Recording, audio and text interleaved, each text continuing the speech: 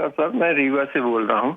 रीवा मध्य रीवा प्रदेश। मध्य प्रदेश। जी जी जी, बताएं जी कैसा है मौसम वहाँ का? मुंबई में तो बड़ी बारिश वारिश है। नहीं, यहाँ तो ज्यादा बारिश नहीं है, रिमझिम यहाँ भी हो रही बारिश है। चलिए चलिए, रिमझिम यहाँ फुहारें तो पड़ती रहें। 50% रेनफॉल हुआ है। जी जी, बताइए कैसे मदद की जाए आपकी, किन स्टॉक्स पे आपके सवाल हैं? जी मैंने ये MGL लिया था 50 शेयर हाँ 1925 पे, ठीक है। और एक मनापुरम लिया था 50 शेयर 212 पे। ठीक है, चलिए दोनों अभी स्टॉक पे। लॉन्ग टर्म व्यू है मेरा। ठीक है ठीक है, चलिए दोनों स्टॉक पे आपको नज़रिया देते हैं। अजीत ज़रा बताइए, मणप्पुरम फाइनेंस इन्होंने 212 के स्तर पे लिया हुआ है और MGL इन्होंने 1925 के भाव पे लिया हुआ है। बारी बारी से बताइए लॉन्ग टर्म के नज़रिए से इन्हें क्या करना चाहिए? बिल्कुल प्रशांत, देखिए मनापुरम पहला डिस्क्लोजर आज ही हमने एक अपनी इन्वेस्टमेंट रिकमेंडेशन रिलीज की, जिसमें कि हमने, अगर मैं गलत नहीं हूं तो 260-65 का एक टारगेट रेंज रिकमेंड किया है, करीब 30% का upside in the current levels. Definitely हमारा व्यू यहाँ पे पॉजिटिव साइड पर है, considering both fundamental and technical factors. Stock अपने रिकॉर्ड हाइस पर है, सेकेंड लार्जेस्ट आपका गोल्ड फाइनेंसर है।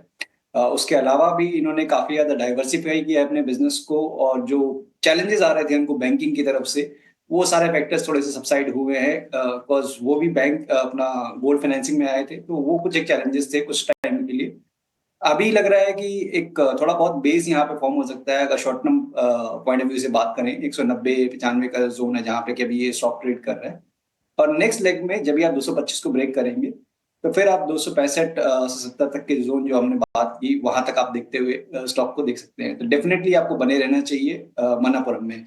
अब आते हैं MGL में। तो देखिए MGL में भी एक अच्छी चीज ये है कि with in the gas distribution space ये स्टॉक आउट परफॉर्म कर रहा है, जहां पे गुजरात गैस, IGL, यहाँ हायर लेवल्स प्रॉफिट टेकिंग देखने को मिल रही है। ये स्टॉक अपने रिकॉर्ड हाइस के पास बना हुआ है। तो जिस तरीके से कि सेक्टर में अगर आउट परफॉर्मेंस चल रही है, तो पॉसिबिलिटी है कि जब भी आप ओवरऑल पॉजिटिविटी देखेंगे विद इन द सेक्टर, तो ये आउट परफॉर्मेंस कंटिन्यू रहेगी, इनफैक्ट और बढ़ेगी। तो लंबी अवधि के नजरिए से यहाँ पे भी बने रहने की रिकमेंडेशन होगी। ऊपर पे बिकॉज स्टॉक कवरेज में नहीं है, तो टेक्निकली मैं आपको बता सकता हूँ करीब करीब 2200 से लेकर 2300 तक के पोजीशन टारगेट्स हो सकते हैं लंबी अवधि के हिसाब से। अनिल जी नमस्कार, आप पूछिए कि स्टॉक पे आपका सवाल है। नमस्कार जी। मेरा सवाल ये है न्यू इंडिया इंश्योरेंस और NBCC पर। न्यू इंडिया के मेरे पास 500 शेयर हैं 292 के रेट पे, और NBCC के 200 के रेट पे 1000 शेयर हैं। दोनों के बारे में मुझे राय चाहिए, 1 से 2 साल का मेरा पर्सपेक्टिव। ठीक है, NBCC पे आपने कितने भाव पे लिया हुआ है? सर 199 लगभग। ओके, दोनों ही आपने ऊपरी स्तरों पे खरीदारी की हुई है। चलिए नजरिया हमें बताइए कितना समय और दे सकते हैं? कम से कम 1 से 2 साल को। ठीक है अजीत जी, मैं आपके पास आना चाहूँगा। गुड मॉर्निंग, प्रशांत बात कर रहा हूँ। ये बताइए कि न्यू इंडिया एश्योरेंस जो है ये इन्होंने 290-92 के स्तर पे ख़रीदारी की हुई है, और हम देख रहे हैं कि पिछले 6 महीने से कुछ बहुत ख़ास जो है एक्शन नज़र नहीं आया है न्यू इंडिया एश्योरेंस में। इनकी बाइंग भी ऊपर की है।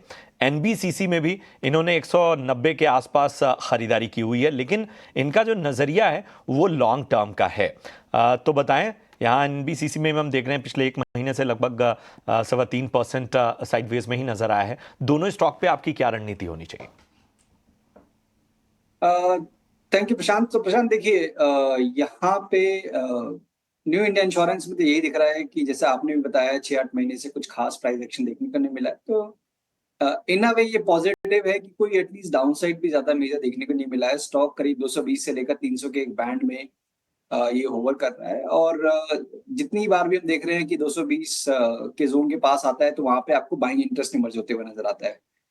बट शॉर्ट टर्म में मुझे लगता है कि अभी भी चैलेंजेस हैं, बिकॉज वॉल्यूम बहुत ड्राई हो गए हैं, तो शायद उतना ज्यादा इंटरेस्ट नहीं है। जिस तरीके से हमने देखा है लाइफ इंश्योरेंस काउंटर्स जो कि मार्केट के साथ ट्रेड कर रहे हैं, HDFC life, ICICI, SBI life, जिनमें बहुत स्ट्रॉन्ग है। जनरल इंश्योरेंस वाले जो काउंटर्स हैं वो अभी भी साइड लाइन्स में हैं। तो आपका 1-2 साल का नजरिया है, डेफिनेटली आप बने रह सकते हैं। मेरे हिसाब से 200 के नीचे आने के बाद ये बायस दोबारा से शिफ्ट हो जाएगा फ्रॉम साइडवेज टू नेगेटिव। तो एटलीस्ट आप इन्वेस्टर हैं, तब भी मैं कहूंगा कि इस लेवल को जरूर ध्यान रखें, और ऊपर पे जब भी आप 235-40 को 260 65 को जब भी आप क्रॉस करके सस्टेन करेंगे, तब एक नई ट्रेजेक्टरी के लिए स्टॉक ओपन हो जाएगा, तब 350-400 तक के लेवल्स आप एंटिसिपेट कर सकते हैं। तो अभी के लिए तो बने रहिए, 200 का ध्यान रखिएगा, अगर जब तक वो ब्रेक नहीं होता है तब तक आप बने रह सकते हैं। एनबीसीसी में बट मेरी रिकमेंडेशन होगी कि आपको बेटर लेवल्स मिल सकते हैं एंट्री के। आपने हायर लेवल्स पे एंटर किया है, ऑलमोस्ट रिकॉर्ड हाई पे आपने एंटर किया है, तो एक नॉर्मल रिट्रेसमेंट जो कि अक्रॉस द पीएसयू पैक हम देखने को मिल रहा है, वही यहाँ पे भी आपको स्टॉक पे हावी है, और दिख रहा है कि ये शायद और अभी आने वाले दिनों में करीब 150-55 तक के लेवल्स आपको दिखा दे। थोड़ा सा पोजीशन यहाँ पे रिड्यूस कर सकते हैं आप, और लोअर लेवल्स पे करीब 150 के पास आता है, वहां पे आप इसको री एंटर कर सकते हैं from the long term point of view. राय है एनबीसीसी पर। आगे बढ़ते हैं। गीता ने व्हाट्सएप पर दिल्ली से एक सवाल भेजा है इरकॉन इंटरनेशनल पर। उनके पास कुछ शेयर है, उन्होंने क्वांटिटी तो नहीं भेजी, लेकिन 319 रुपए के आसपास उन्होंने खरीदे हैं। स्टॉक अभी 225 के आसपास है, तो थोड़ा सा नुकसान इस पोजीशन पर उनको हुआ है। इरकॉन इंटरनेशनल, अजित क्या राय रहेगी इस स्टॉक पर? देखिए शिशा, जैसे कि हम बात कर रहे थे कि PSU as a pack across the board, चाहे वो रेलवेज हो, डिफेंस हो, पीएसयू बैंक्स हो, या फिर अदरवाइज जो भी पीएसयू एंटिटीज है, सब में ही हमने एक ग्रेजुअल डिक्लाइन देख रहे हैं। तो उसमें इरकॉन में भी एक स्ट्रॉन्ग रिट्रेसमेंट 360 से 340 से करीब 220 तक के लेवल्स ऑलरेडी आ चुके हैं। डाउन साइड थोड़ा सा कैप लगता है मुझे कि अब जो ये बेस जहाँ पे कि लास्ट टाइम इसने कंसोलिडेट करके रिकवरी दिखाई थी या तेजी दिखाई थी, वो करीब 210 से लेकर 205 का जो जोन है उस एरिया में था। तो अभी भी यस, तब भी 10% आप कहेंगे कि यस डिक्लाइन बचा हुआ है या पॉसिबल है। तो ये ध्यान में रखते हुए ज्यादा एग्रेसिव पोजीशंस यहाँ पे रिकमेंडेशन नहीं होगी। इनफैक्ट अगर आप शॉर्ट टर्म का अगर नजरिया रखते हैं, 218 का एक स्टॉप लॉस जरूर मेंटेन करें, और रिकवरी के केस में 250 से 55 का जो एरिया है वो रेजिस्टेंस करेक्ट करेगा, तो वहां पे आप रिड्यूस करने के बारे में सोच सकते हैं। यहाँ पर ये राय निकल कर आ रही है अजीत की तरफ से, लेकिन हमारे साथ अब रजत बोस भी जुड़ चुके हैं, और साथ ही वरुण बैंगलोर से हमारे दर्शक हैं जो सवाल पूछना चाहते हैं। बताइए वरुण, गुड मॉर्निंग, क्या सवाल है आपका? Good morning ma'am. जी मैम, मेरे पास 2 स्टॉक है मैम। ओके। एक ब्रिटानिया है, मेरे पास 12 क्वांटिटी है 6000 के रेट पे। 6000 के 6100? 6000 के रेट पे मैम। ओके, और दूसरा कौन सा स्टॉक है? और दूसरा मेरे पास मैम एक केमिकल सेक्टर का स्टॉक है मैम। ओके। वो है अल्काइल अमीन मैम, 2800 का रेट पे मैं लिया हूँ मैम, बहुत दिन से मैं तो फंसा हूँ मैम। ओके, चलिए ठीक। मेरे पास वो भी मेरे पास 20 स्टॉक है मैम। तो मेरा अल्काइल अमीन पे क्या करना है मैम? और ब्रिटानिया को ऐड कर सकते हैं अभी मैम करंट रेट पे बस? हाँ बिल्कुल। कितना समय तक रुकना है आपको ब्रिटानिया में? मैं अभी रुक सकता हूँ मैम ब्रिटानिया में, अभी मैं रुक सकता हूँ नियर अबाउट 1 ईयर रुक सकता हूँ। और अल्काइल अमीन पे कितने दिन रुकना पड़ेगा, या ये रेट मेरे को मिलेगा वापस कि नहीं, मेरे को समझना था मैम। ऑलराइट, चलिए रजत जी आपके पास आऊँगी मैं। ब्रिटानिया में 6100 की इनकी खरीद है, 1 साल का समय देना चाहते हैं। देखिए, उनका दोनों सवाल मैं एक साथ बता रहा हूँ। पहले मैंने अल्काइल अमाइन बता देते हैं, उनका इसमें शंका है कि वो लेवल उनका मिलेगा कि नहीं।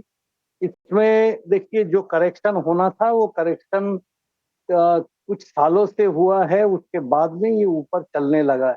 और इसका जो इसका जो मूवमेंट है, ये मूवमेंट काफी अच्छी मूवमेंट है, क्योंकि ऊपर में 2500 तक जाके फिर 23-23.5 तो आया है, और ये आप आगे जाके और भी ऊपर चलेगा, क्योंकि अभी ये जो अमाइंस होते हैं इसके ऊपर में जो चाइनीज डंपिंग चल रहा था, उसमें कुछ सुधार आया है कि एंटी डंपिंग ड्यूटी भी लगा है, तो इसका परफॉर्मेंस अच्छा रहेगा। इसमें बने रहिए।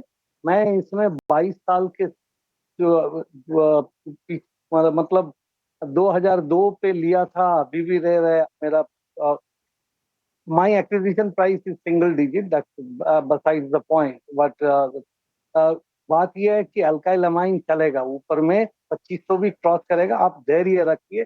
This is one of the least risky stock. जहां तक ब्रिटानिया का सवाल है, उसमें यही मैंने बोलना चाहूंगा कि ब्रिटानिया अप ट्रेंड में है, अप ट्रेंड में है, पिछले 3-4 दिनों से थोड़ा साइडवेज मूवमेंट कर रहा है। इसमें अभी भी दम है कि ये ऊपर जा सकता है।